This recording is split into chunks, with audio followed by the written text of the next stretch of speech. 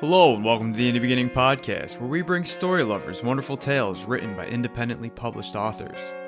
It is our mission to help indie authors grow through dialogue created by the reviews you leave, as well as bi-weekly unique topic segments.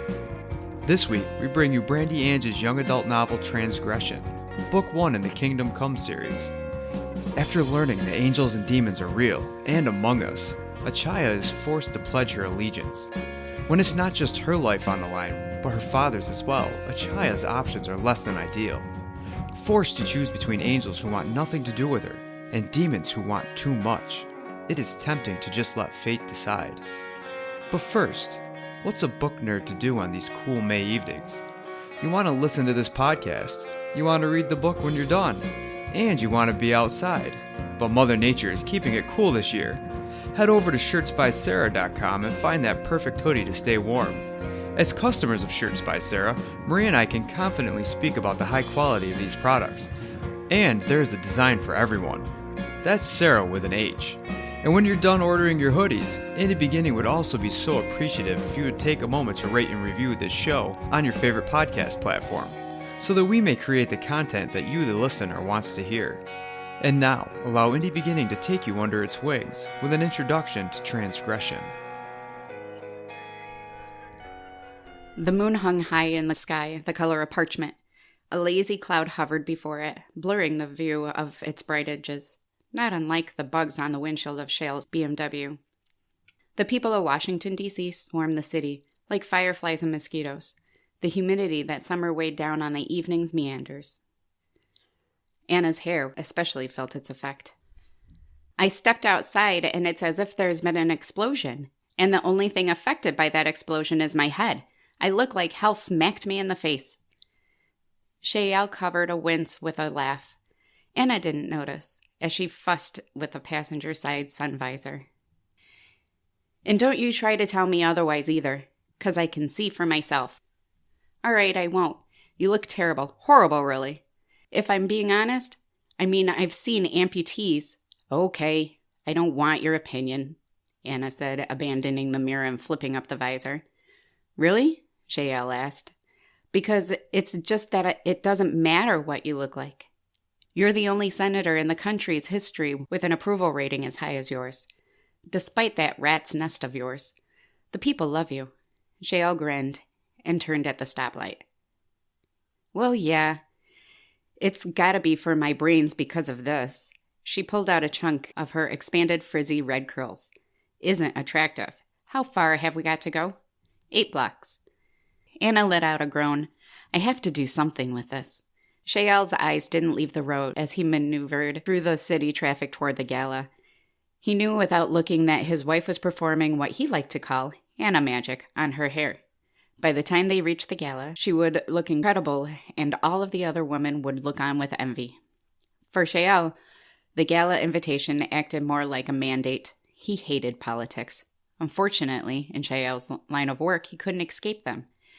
As one of the Nephilim, you didn't get to choose your charge. They were chosen for you, and you protected them at all costs. Shale, recognized as one of the best, had never lost a charge. With that sort of track record, he usually found himself assigned to the most important of humans. Anna occupied a role of significance, not just to Shale, but to the world. She had endeavored to get great things. Shale's duty was to keep her alive so she could do them. Shale had never met anyone as positive as Anna. She loved everyone. Everyone loved her. He had fallen for her almost immediately. Even being an angel, Shale had never met anyone more passionate, more caring, more, he hated admitting it, Christ-like. Sure enough, as he pulled up to the curb, Anna sighed. It'll have to do. Her hair was pulled back as tiny ringlets fell around her temples, drawing attention to her piercing eyes. She leaned back against her seat to unbuckle herself. I hope she wasn't cursed with my hair. She smiled a weak, dainty smile over at her husband. Shale knew she meant Achaia. Anna hated leaving their baby girl at home. She wanted to show her off to the world. Achaia had fire in place of her mother's gentleness. That was Shale. He knew that was the Nephilim blood at work. But she already had a bushy little bundle of red curls atop her head, just like her mother. What are you talking about? With the way you look tonight, anyone would count it a blessing. Shale could still see a flicker of worry in Anna's eyes, and she smiled. She'll be fine, he brushed his hand along her cheek. Her lips parted into a nervous grin. You look great, he winked at her before opening the door to get out. As if he had wiped away all of her worries, Anna shook her head and opened her own door as Shale stepped out into the street. He reached out his hand with the keys to the valet and stopped short, recognizing a familiar face. Neftali? Shale. Neftali was a tall, broad-shouldered man with maple skin. Though it had been hundreds of years, he still looked exactly as he had when he and Shale had fought together in Egypt. What are you doing here? Shale asked, recovering from his shock and cocking an eyebrow. Neftali was a Seraphim, assigned to Shale's sort of probation officer. He didn't usually show up just to shoot the breeze. He's stirring. The hint of a smile from before had vanished, and his tone turned serious. Tonight, keep your eyes open. He's going to make a move. He looked grim. Shale felt like a stone had dropped in his gut. There's no way I'm going to let anything happen to her. I've got this under control. Neftali shook his head, looking at the ground. When he looked back up, Shale could see the doubt in his eyes. You were never supposed to fall for her. Neftali gripped the door handle and swung himself up into the driver's seat. I have a really bad feeling about this. Your judgment has been skewed ever since you married her. You're confident. He sounded frustrated, then sighed. Humility, friend. Neftali spoke gently, his pleading reminder. She is safe with me. I've never lost anyone, Shale said defensively, feeling as if Neftali had smacked him in the face. Yeah, and do you want tonight to be your first? Neftali looked around. When he spoke again, his voice softened as he leaned in.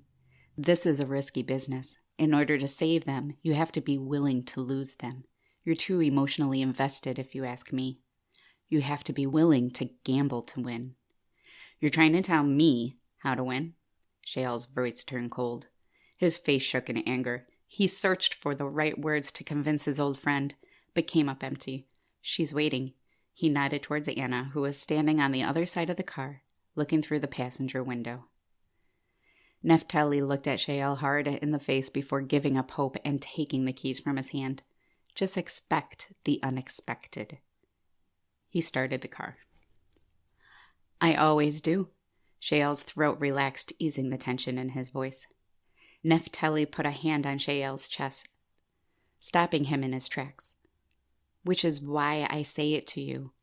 I mean, expect the obvious.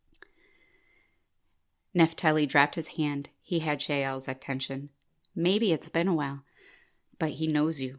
You're smart, but you're cocky.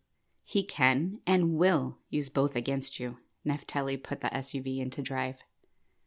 Shale, ignoring him, slammed the door and crossed to the sidewalk where he took his wife up towards the gala.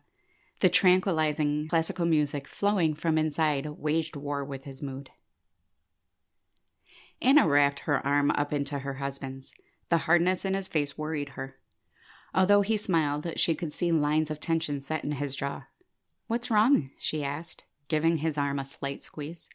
What? Nothing, Shale said, placing his free hand over hers and his arm.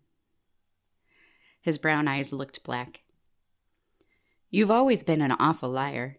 You wouldn't have ever made it in politics. She beamed at her husband and tried to be pleased with a slight increase in his smile. It's a good thing you're the politician, then. Even though he joked with her, there was still something unsettling about his tone. Are you sure you're all right? This time she stopped walking altogether. I'm fine. I just hope he doesn't do anything stupid. The valet? I'm sure they wouldn't have hired him tonight if he was a bad driver. Anna's hope dissipated. All her attempts just about wasted. She watched the tension set further into his jaw and spread to his forehead. Come on, we've got to get in there. Everyone is waiting for you. He tugged her gently towards the wide double doors leading into a ballroom. Anna gave up, hoping maybe once he got to mingle with people he would forget about the valet. He always worried too much. He had a protective tendency towards everything they had. Anna allowed him to lead her through the doorway and into the ballroom, where hundreds of people stood huddled in groups around tables. chatting politely and enjoying champagne. "Ah, Anna," a short, round man exclaimed with tipsy joy, making his way over to her. "Anna, you look as lovely as ever, doesn't she?" he said, casting a bleary-eyed smile at Shale. "Indeed, that's what I tell her every morning," Shale agreed. The tension in his jaw faded. The man looked taken aback, a little confused. Sometimes Shale sounded sarcastic even when serious, and he would never bother to explain himself to people. "He really does," Anna confirmed. The man looked pleased once more. "You know, you may very well be the luckiest bastard in the world. If I were 20 years younger—" 20 years wouldn't be enough, Ira," Shale laughed, patting the old man on the shoulder. The old man looked half serious and nodded his head. "You're probably right," he smiled. He stood a good 1.5 feet shorter than Shale, and a few inches shorter than Anna, but Anna found him adorable with his jovial disposition. Ira was one of Anna's favorites. He had retired from politics, but still paid attention to everything, remaining full of good advice. Sometimes she'd take it, sometimes she wouldn't, but he always offered it whenever he came around. "She's going to do great things, you know." As one of the catering staff walked with a tray of champagne, Ira snatched up another glass, almost tipping over the rest. "Oh, I know better than anyone," Shale said, putting an arm around Anna's shoulders. She leaned into it, happy to see most of the tension had disappeared. Her husband had astounding strength. Sometimes it surprised her to feel the muscles, like stone, under his skin. She always envied his confidence and wished she could borrow some in her career. Shale had a right to be confident. He held the prize for most beautiful man she had ever seen. When they had first met, Anna thought she had seen an angel. He towered over most men and was far more fit, even then. He had brown hair with brown eyes, which sometimes held a hue of honey. His voice was low and soothing whenever she needed calming down, but when he was angry, it was terrifying. He had never been that way with her, though only when he felt compelled to defend her honor. He had an unwavering sense of chivalry. "We should let her make the rounds. Don't need to piss off a bunch of politicians by hogging her all night." Shale smiled down at the old man, a gentle and genuine smile. Anna knew that Ira meant a lot to Shale, too. He often suggested inviting him over for dinner, especially after Ira's wife Emily had passed. Shale always had compassion for him after that. She sometimes got the feeling that he could relate to loss better than most. He didn't like to talk about it, but Anna knew that Shale didn't have any family, at least none that came to their wedding. He only had one close friend, and he was a bit secretive and odd. "Right, I should get on with the mingling," Anna said, giving Ira a hug and kiss on the cheek. "Don't get jealous now, Sonny, but I think she's flirting." Ira laughed, the wrinkles in his face accentuated by his smile. "Well, then I best take her away from you now. See you later, Ira. It was good talking to you." "Always a pleasure. More because of her than you." Ira laughed again, winking at Shale. "Oh, of course," Shale said, as he turned to lead Anna to all the right people. A lot of Anna's political success she owed to introductions Shale had made, and she knew it. She did all right on her own, but it always seemed like Shale knew exactly who she needed to talk to and would even keep the conversation going in the right directions. Sometimes she had thought she had married her guardian angel. The night felt as though it had intentions of dragging on forever. Shale became more and more agitated with the small talk and the niceties, especially being on guard the way that the night called for. His eyes grew weary from constantly prowling the room, analyzing every person and every level of threat they posed. Anna seemed like she had grown tired too. Her eyes looked heavier, and the smile less vibrant. Her hair fell out of its updo and onto her face in less elegant ringlets. As the vice president walked away after a polite but brief conversation, Anna leaned her head against Shale's chest. "My head is killing me," she said, placing a couple of fingers on her right temple. "Do you think my approval rating would drop if we made an early exit?" "I think you have some room to fudge," he said, placing a gentle hand on her back, relieved that he wasn't the only one ready to leave. They walked slowly to the door, mumbling polite goodbyes as they passed familiar faces. They stood close on the sidewalk, Anna leaning her fatigued body against Shale's as they waited for the car to be brought around. A lanky boy who looked barely old enough to drive returned the car, handed them the keys, and wished them good evening. Shale wished him one as well and opened the door for his wife. Getting in behind the wheel, Shale started the car. Before taking off, he looked over at Anna. She looked completely drained. "I think we're out of pain medicine at home. We need to stop at the drugstore on our way back." She leaned her head up against the window and closed her eyes. "All right." Shale reached over, resting his hand on Anna's leg, which she took a hold of sleepily. He drove down the road in silence, trying to give Anna's head a rest. It looked as though she had fallen asleep. Shale located an ATM across the street from a department store and pulled into the parking lot of the gas station. Anna's eyes fluttered. "Are we home?" "No, just at the ATM." Shale got out of the car, put the card into the machine, and typed in his PIN number. Just as he punched in the amount for withdrawal, he heard a low grumbling sound. He looked around. It rumbled again, just as faulty pipe would before a burst. He knew perfectly well, though, that this sound hadn't come from a pipe at all. He listened closely, letting his angelic senses take over. He stood perfectly still, his eyes darting around aggressively for the source of the sound, the creature growling. The sound came again, closer.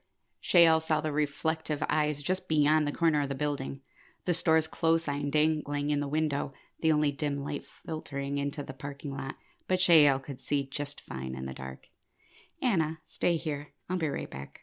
"What? Where are you going?" Anna asked, getting out of the car. "I'll be right back. Just stay in the car," Shale said, following the demon behind the building. Anna watched her husband run behind the wall, wondering what in the world he could possibly be doing. He acted so strange sometimes. She walked over to the ATM to get the money out of the slot where it sat fluttering in the wind. She held the money in one hand and hit the return card button. As she tugged the card out of the slot, she felt something cold against her aching temple. Shale cornered the demon between the store and the dumpster. He pinned it to the brick with a kick to the gut and drew a dagger out of the back of his belt.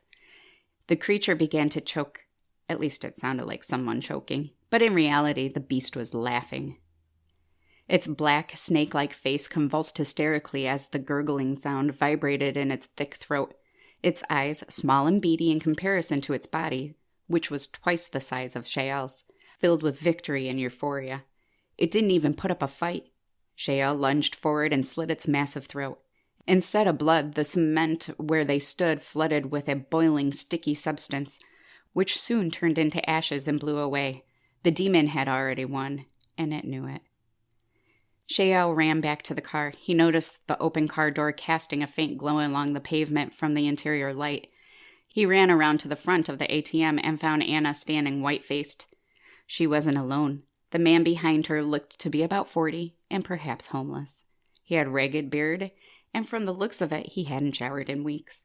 He held a gun in his hand, shiny, black, and against Anna's head. "What's your name?" Shale asked, with more anger than fear. His reaction frightened Anna. She stood rigid, her eyes widening in disbelief. The man's eyes, once a pale blue, turned black, and his face contorted. Suddenly, his teeth were triple in number and grew razor sharp. The throat beyond appeared endless, like a black pit. His veins burst through the skin, dyeing his flesh purple, blue, and black. "We are Legion," the man spoke. But instead of a man's voice, it was a voice of 100 speaking in unison in low, raspy tones, dry and crackling. Anna stiffened and made a move to get away, but it was yanked back. The man buried his face in her, sniffing her neck and her hair. His nose formed 2 slits in his face. Anna cried now, trembling with fear. Legion's vast mouth twitched up in a sadistic smile. Shale lifted his dagger. Anna began to weep, tears pouring down her cheeks. She looked deep into her husband's eyes, pleading with him, confused. She didn't understand that this is what God built him to do, that this is who he was. At that moment, the man's face was his own again. He looked scared, panicked. "Give me the money, lady," he said. His voice broke, confusion written clearly on his face. Anna reached up her hand, horror taking a hold of her. The man snatched the money from her. Once the money reached his hand, his face contorted once more. Shale threw the dagger. It flew through the air, whistled, and dug itself into the man's neck. The gun fired. The man's body went limp and fell. The face, now that of the demon's, laughed as the body plunged towards the ground. Blood poured profusely from the man's neck. Then the demonic face vanished. and the frightened face of the man was there screaming out in pain. Shale looked down to Anna. She lay on the ground motionless, blood twisted through her hair, interwoven rivers of red strewn across the pavement. Her eyes were closed, not tight, but relaxed against her cheeks, drenched with tears. The emptiness of her face told Shale he had failed. Shale, with a knot in his heart, leaped over to the man. He lay shaking all over, genuine tears streaming down his face. "Stay still," Shale said, placing a hand over the man's heart. "In the name of Jesus Christ, the Son of living God, I command you, free this man." Shale's voice, full of aggressive finality, penetrated the night, drowning out the man's cries. The man screamed and his chest flew upward as what seemed like a mixture of black smoke and ash flew from his body into the air. The man's body slumped back down towards the ground. A flock of nearby birds pecking on the ground was smothered by the ashes and flew straight up into the air and then into the windshield of an oncoming semi. "I'm sorry. I'm so sorry. I'm sorry," the man cried over and over again, his voice beginning to gurgle in his blood. "Shh," Shale said, holding the man close, hugging him. He felt the soreness growing in his own throat. "Shh, I forgive you. You're forgiven." Shale held the man until his weeping ceased and the body grew still. Shale laid the man's body down on the ground, and then his own tears began to wet his cheeks. "I'm sorry," he wept as he crawled over to his wife. Anna's bleeding had slowed, but the red curls continued to fall out of their pins as Shale lifted her onto his lap. Her chest was covered in small beads of sweat from the heat of the evening, looking like tears on her pale skin. Shale's chest tightened. He felt like he was trying to swallow a boulder, which made it hard to breathe. He gasped. "I'm sorry," he wept into her hair. "I was supposed to protect you. I was meant to protect you." He pushed her hair back away from her face, his hand coming away bloodied. She looked like she was sleeping, but the emptiness in her echoed a deeper slumber, a final rest. Shale. At first Shale didn't hear the voice calling his name. His eyes were shut so tight the tears could no longer flow from them. "Shale." The voice that drew him back to consciousness was soft, coaxing. "Shale." Shale finally opened his eyes and looked up to see Neftali standing in front of him. "Nef? She's gone, Shale." "She's not here anymore." Neftali came closer to inspect the body of the man. The body leaning against the tire of Shale's SUV was limp and the mutilated as bodies of the bugs on the windshield. "I couldn't save either of them." Shale had stopped crying altogether. But he couldn't tell his stillness was more terrifying to Neftali. Shale's voice had gone emotionless, the raspy hoarseness of sorrow fleeting. His monotone voice and expression told Neftali that he now flogged himself internally. "The past is the past. No use in feeling regret. Nothing can be done," Neftali said, walking back over to inspect Anna's body. "Now, come on. We have to go. He has a new charge in mind for you." "So soon?" Shale looked down again at his wife. His voice came in almost a whisper. "I want to tell her I'm sorry. She knows. I want to tell her in person. I want to explain what I am. I want her to know. She knows. I want to see her. You know the rules. There are rules for a reason, Shale. You've broken enough. You see what happens." "What could happen now?" Shale's voice cracked as if under immense pressure. "I want to see her," Shale said more quietly, laying her body down softly and standing up with supernatural speed. "I have neither the power, the authority, nor the desire to grant your request," Neftali said with a chilling sternness. "What about my daughter?" Shale asked, his voice stern but soft. "I'll relieve the babysitter and watch over her while you're gone. Now go." Shale looked at his friend with an ardent disdain before a pair of brilliant white wings expanded from his back with the sound of crunching bones. The wings stretched out 6 feet on either side of him, beautiful and fierce. The feathers were each a foot long and 3 inches wide. Shale looked down at his wife's body one last time, and with bitter tears in his eyes launched himself into the sky. Neftali looked down at Anna's body. He knelt next to her and prayed, and then moved to pray over the body of the man. He stood silently, and with his back to their bodies, he too splayed out his wings and took off into the sky. Shale stood surrounded by bright white. As he waited, time stalled. It didn't seem to pass at all, but had been passing far too long. It didn't race, like his mind, nor did it stand still, like his heart. It remained relentless and pitiless. But Shale had expected this torment. He busied himself on how to approach the subject of seeing Anna. The prospect of petitioning someone who already knew your every argument, tear, laugh, and cutting remark washed over him with a sense of helplessness. He knew nothing he could say would make a difference. Nothing he could do would have shock value. He simply hoped for mercy, for grace. Shale knew God's abundance in both, but he also knew of God's justice. Shale knew he didn't deserve God's compassion. God was jealous, and Shale had given himself to someone else and was suffering the consequences.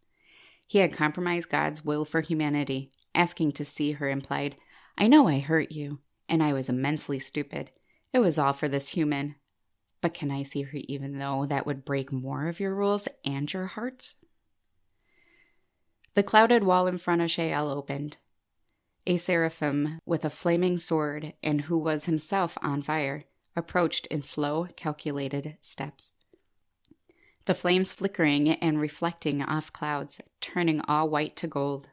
Shale bowed to the ground, also formed of clouds, as God entered through the opening after a second seraphim. Today, God appeared as a tall man wearing white robes, his skin changing colors in ever-shifting hues of black, white, olive, and maple, all at once and independently. His eyes in the same way were blue, green, brown, golden, black, and hazel. He was an astounding sight to behold. The eye could scarcely look at him without driving the mind mad. The mind would try to predict what change would occur next while still sitting in awe over the last, but would never be able to capture a single, stable image. Shale kept his eyes on the floor out of reverence and self-preservation. When God spoke, no tone of voice existed, but an emotion itself filled the space between them. He didn't so much convey thoughts, but the thought itself traveled audibly between them. All of Shale's thoughts and emotions lay bare before the Lord. Shale struggled within himself, helpless to hide a single one of them. This feeling is too much, Shale screamed aloud. But you can handle anything, can't you? God thought. If there had been a tone, it would have been stirred and fatherly. Not your burdens, no, Shale said weakly on his knees where he had collapsed with his hands over his head. At once, the overwhelming senses all subdivided into more of a dull ache or a vague idea. Shale, I will not give you what you have come to ask. Finality filled the air. I understand, Shale said, removing his hands from over his head and placing them on the floor, standing himself up on all fours. It's hard for you to let her go. You feel that she still needs you. Again, he just stated fact. No question at all. Is she scared? Perhaps a little confused. The tone that filled the room eased, becoming less stern and almost humorous, relaxed, and father-like. Shale could feel God smiling. Father, please. Shale, look, son, I know you feel responsible for her, even more so because of the love that you have for her. But I can assure you, for thousands of years, millions of souls have entered heaven, hell, and purgatory without your assistance. Shale bowed his head even lower to show his submissive to the father's decision. It was also conveyed in his sorrow. I know your heart, I feel it, but you acted as a human, and thus you must suffer as one. To love is to lose, and to feel that loss, that is the path you choose, the penalty you chose. I know you do. The feeling of God's smile faded. Sorrow filled the room, an unbearable sorrow. More sorrow than Shale felt at losing Anna, a crushing sense of loss and dread. Your new charge's name is... No, Shale said with finality. I'm done. I'm not losing another. I can't do this again. I won't. The sorrow deepened. I know, God said. If he had spoken with a voice, it would have cracked. Tears fell to the clouded floor from Shale's face. Yet he went on. You chose this penance, fought for it. It is your duty and destiny to protect and... No, I won't do it. I'm finished. Shale stood. As he did so, the sorrow nearly crushed him. He fell through the clouded floor, pushed out by the sheer force of agony. As he reached the air outside the sun, he could no longer feel the crushing weight of God's pain, but his own anger, and with the pang of guilt he hurled himself downward. Shale stood among the rocks. Everything around him was frozen. His skin, so dry and cold, had begun to crack and bleed. His blood freezing on the surface of his skin, his lips were chapped, and they, too, were frozen with blood. He had to keep his lips parted to keep them from freezing together. He'd forgotten how cold it was here. The breath from his mouth rising like smoke to the stalactite-strewn ceilings. Humans pictured hell as a place of flames. When they told each other to burn in hell, they never imagined freezer burn. Shale knew better. He could feel his skin growing paler as his blood contracted inward to keep him warm, but it wasn't working. Shale, well, I'd be lying if I said I wasn't surprised, but that's not really out of my character, is it? Shale could almost hear the smile in his voice. Luce, I'd be lying if I was glad to see you. Shale tried to sound serious, but with a great difficulty since his jaw shook uncontrollably. Come on, haven't we seen you in... How long has it been? A few million years, give or take 100,000 or so. Shale smiled, his lips cracking open painfully. Despite what he had become, Shale could still see his old friend hidden beneath Lucifer's disfigured body, once handsome and charming. He had blue eyes, brown hair, a fair build, and an angelic face. He still appeared well-built, but his skin, now blistered and frostbitten, had turned black with frostbite. He was forever cursed, unable to die, unable to heal, pain stacked upon pain. Each injury and ailment a complement to the last. His clothes covered most of the disfigurement, but Shale knew that he wouldn't want to live inside that body, always in pain, no comfort to be found. You look like hell, Shale said, wincing. Luce looked around, taking in all the ice in the room. It had a glistening, deep blue hue, like his own frostbitten skin. He smiled. We do resemble each other quite a bit, don't we? Luce leaned absent-mindedly against a block of ice, swishing his robes to adjust them again. He sat and crossed his legs, leaning on one arm. He looked flamboyant in the utmost sense, but only in mannerism, never in speech. He was charismatic despite his isolation. His hair had grown long and black. He wore it spiked out in all directions. The pants under his robe fit tight enough to see more than Shale wanted, and his skin glistened like melting ice. Tell me, are you comfortable? Too hot? I can turn the AC on if you like. Ice-cold lemonade? I'm just fine. I won't be staying long. Shale rolled his eyes. If lying was Luce's first language, sarcasm was a close second. Luce's face fell disappointed, his expression genuine, depressed. His deep blue eyes darkened beneath long, thick lashes and stared at the floor. Oh. Shale felt bad. You couldn't imagine living like this, your only company, demons and enemies. Never a true friend. I thought you'd died? No, sorry to disappoint, Shale said harshly. Or changed your mind, Luce smiled as he shrugged a shoulder, recovering from his vulnerability.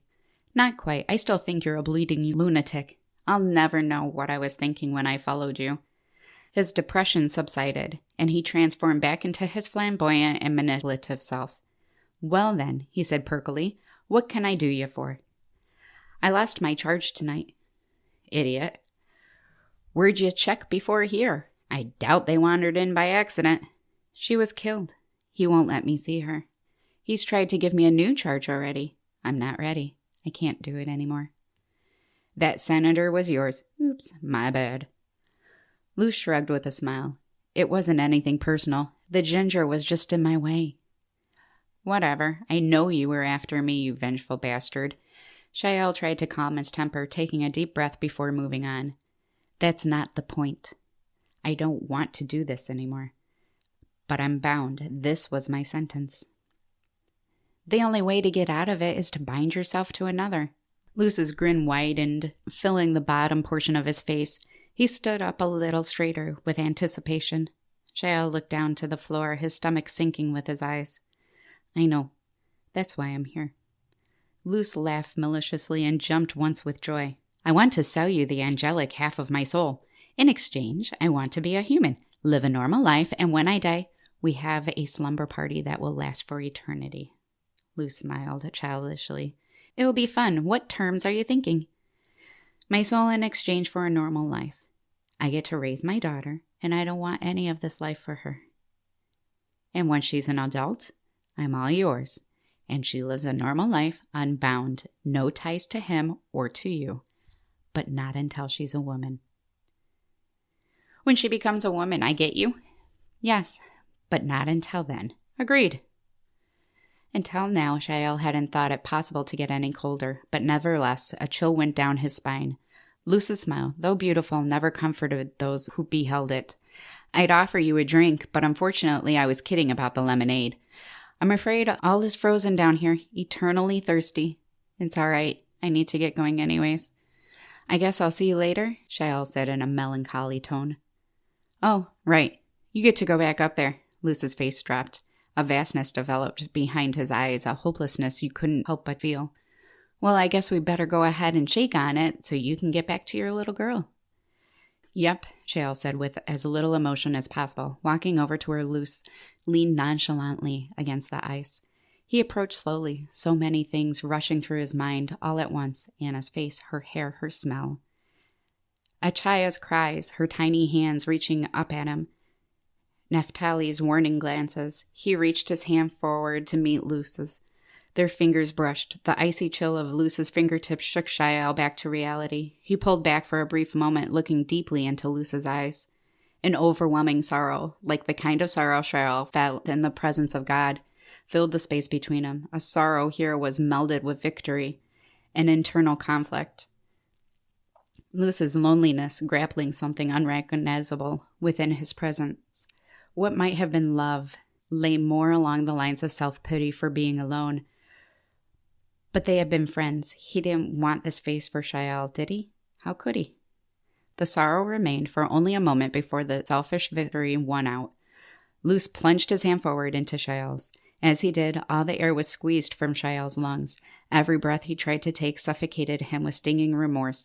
He felt his strength ripped from him, his heart shattered into 1,000 pieces, and his back split open as his wings were pulled from his body like white ashes. As Luce let go of his hand, Shale fell to the floor, weak, human. Shale lost one woman he loved. He could not bear losing his daughter. His soul was the price, but is it the only price his family will pay? Transgression is available on Amazon and has received nothing less than 5 stars from its reviewers. Remember to leave your own review when you're done. Brandy Ange will be answering any questions you may have next week, so leave them along with your review on any of Indie Beginning's social media pages with the hashtag IndieBeginningReview. Proceeds from this book help support victims of human trafficking through the Rafa House organization. Learn more at rafahouse.org. Find more about the author at brandyange.me or follow the Kingdom Come series on Instagram at hashtag KingdomComeOn. Indie Beginning may be found at acmbooks.com/indie-beginning or whichever social media platform you prefer. Just search for Indie Beginning. Reviews help us as well, and we would love the feedback. Remember to subscribe to Indie Beginning on your favorite podcast platform. Music found in this episode was written and performed by Josh Woodward and is titled The Voices. If you are an indie author and would like to hear your beginning read on the podcast, go to acmbooks.com/submit. Transgression was voiced by Kammerer Franke and edited by myself, Benjamin Franke. A special thank you to Sarah over at Shirts by Sarah, that's Sarah with an H, for sponsoring this week's episode. Join us next week when we speak to Brandy about your comments as well as angels, demons, faith, and fiction. I am your host, Benjamin Franke, asking everyone to read more books, be the best possible you, and to simply enjoy this wonderful life. Thanks for listening.